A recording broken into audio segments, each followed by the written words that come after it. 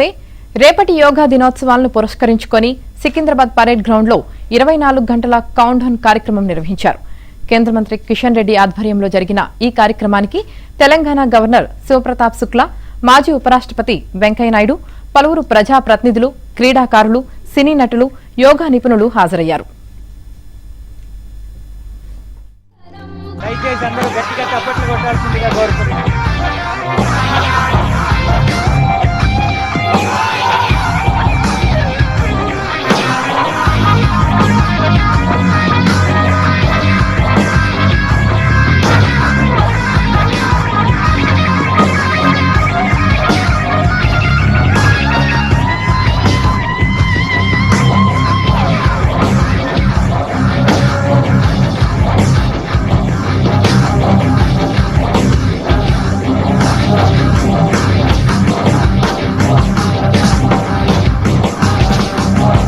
గట్టిగా తప్పట్లండి వీళ్ళ కోసం.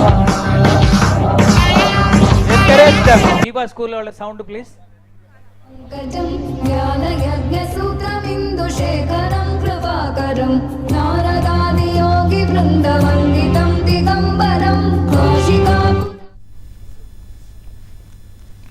భారతదేశానికి చెందిన ప్రాచీన యోగా విద్యను ప్రపంచానికి పరిచయం చేసిన ఘనత మోదీ ప్రభుత్వానికే దక్కుతుందని అన్నారు కిషన్ రెడ్డి.